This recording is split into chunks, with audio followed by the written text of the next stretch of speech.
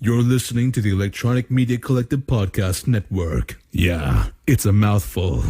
For more great shows like the one you're about to enjoy, visit electronicmediacollective.com. And now, our feature presentation.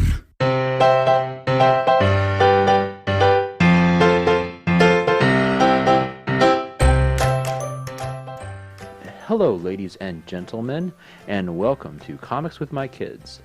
I'm your host, Matt D, and with me today is Logan D. And this is a long-awaited episode, one that we've been trying to record for probably about 2 months now. So, Logan, why don't you tell our listeners what we've spent all this time working on reviewing? Wolverine issue 100. A roulette type of review. So I had a randomizer, Logan picked some numbers, and we wound up with issue 100 of Wolverine. So, Logan, tell me a little bit about what you know of the character Wolverine before you read this. Well, before I read this, I knew that he had this super strong metal inside of him called adamantium, and I also knew that he could regenerate health, and that he had claws that came out. Okay. Do you know what his actual name is? Logan. Yep. Do you know why you're named Logan? Because you liked him. Okay. All right. Well, let's go ahead and take a look at the story of Wolverine issue 100. So it was written by Larry Hama, and the art was by Adam Kubert. So, Logan, does the name Larry Hama sound familiar to you? It sounds like a place, but not much else. Okay. Well, you may remember the name Larry Hama from back when we did G.I. Joe, because he was the author of the first series of G.I. Joe comic books that you read. I was supposed to remember the authors? Well, you know, it kind of helps to, you know, hey, if I like that particular thing and I like the way that person writes it, maybe I should follow that writer and find other stuff that author has written. Nothing? Nothing. All right. Silence. Okay. Cricket. Cricket. Cricket. All right, well, we don't want silence to fall, so... But isn't it falling since you're talking? Yeah, all right. This story starts off with Genesis, who is a character created in the late 90s by Larry Hama. And Genesis was the son of Cable, who is the son of Scott Summers, a.k.a. Cyclops. But that's another story entirely. So Genesis has captured Wolverine and intends to rebond adamantium to his bones. Now, Logan, did you know that before this, Wolverine's bones had the adamantium ripped out of them? Wasn't it by Magneto? Yes, it was. As Cannonball and Zoe Calden, who have broken into a citadel of Genesis in Aqaba, Egypt. Now, before I go too far into this, this is actually part 4 of a miniseries. Or was it part 2? And what sucks is I don't know most of the characters. Right. So there's a lot of in-depth characters, but you know what? As a standalone story, they kind of explain it going through because they still have that idea that every issue of a comic book should be someone's first. So you'll see like names and character backgrounds as you read through the book. So characters like Cannonball, for instance, who is Sam Guthrie, he has the ability to create this kinetic force around him and speed through things like a cannonball. So Cannonball and Zoe's Culloden, who we really don't get much of a background on her right away, but we learn that she's a bit of a teleporter. They overhear how Genesis intends to reprogram Wolverine into being Death, a new version of the Horseman of the Apocalypse. So, Logan, let's step away for just a minute. So, Yep. What do you know about Apocalypse? That he's really tall, really tough, and looks like he's made out of rock. Reminds me of a gray thing. Well, yes, Apocalypse is really tall. He's a very powerful mutant, and he has his 4 horsemen, which they take, straight from the Bible. So you have death, war, famine, and pestilence. This guy Genesis is trying to create a new 4 horsemen of the apocalypse, or 4 horsemen for Apocalypse. He also explains that millions of Egyptians have been captured and placed into special sarcophagi that would channel their life forces into one that supposedly has the body of Apocalypse within, in the hopes of resurrecting their master. Genesis orders his minions, the Dark Riders, to begin the adamantium bonding and mind wipe process in the hopes of succeeding in this task. When Cannonball attempts to go out and attack Zoe, tries to hold him back, telling them it is not their time to interfere yet.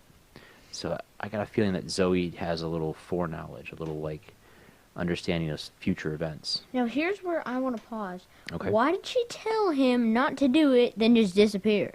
Good question. Why didn't she just sit there and stop him? Well, I don't know. We'd have to read the next issue probably to find out. When Wolverine's healing factor begins to resist the bonding, it causes Logan to have a great deal of pain. However, Genesis and his cohorts press on harder. Cannonball, unwilling to let his friend suffer, pushes Zoe aside and she teleports away. With the bonding process beginning to succeed, Cannonball comes out of hiding and attacks Genesis and the other Dark Riders and smashes some of the equipment.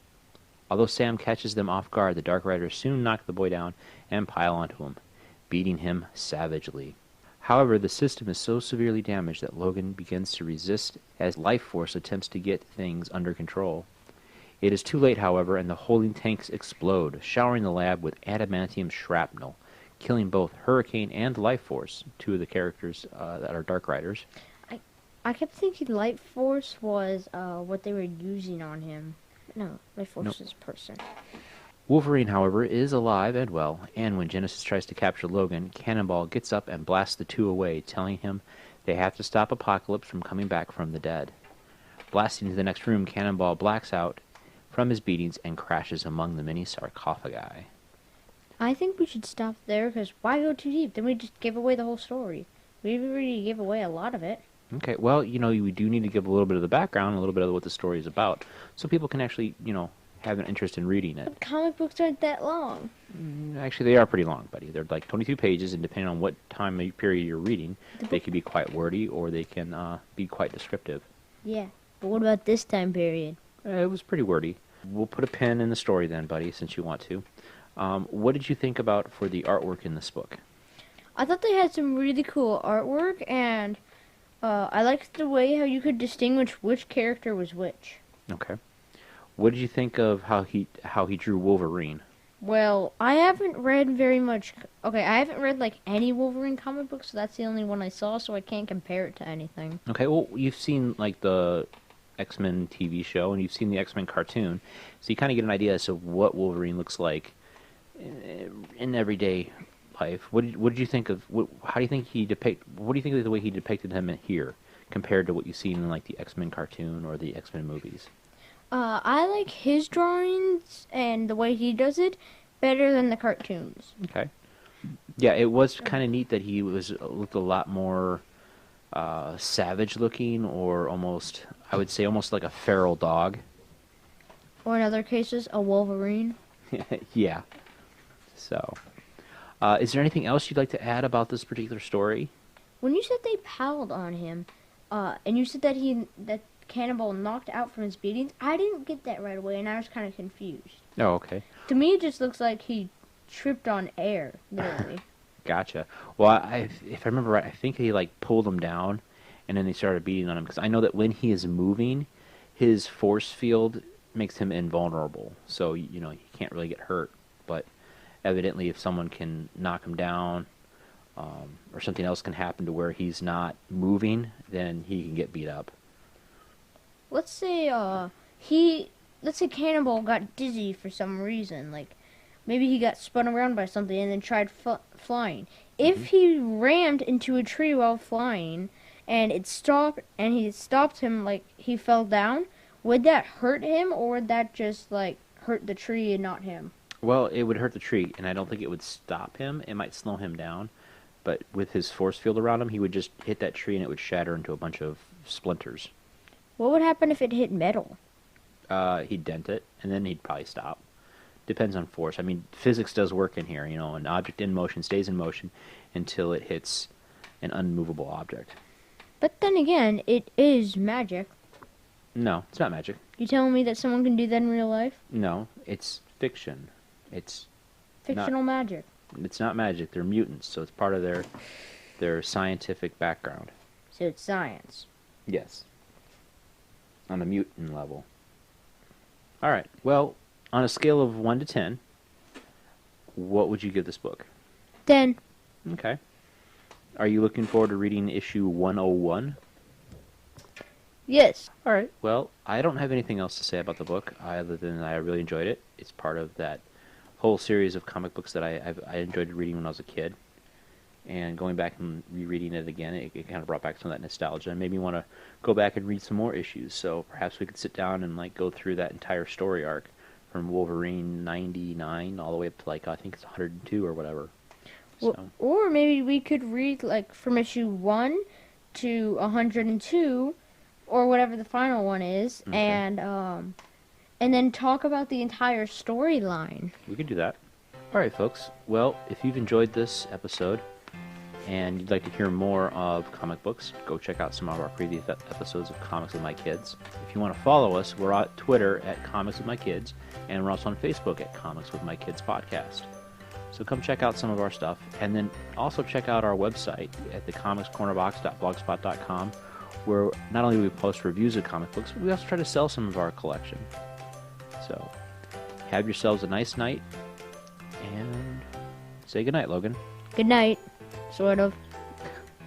But I've listened to it any time.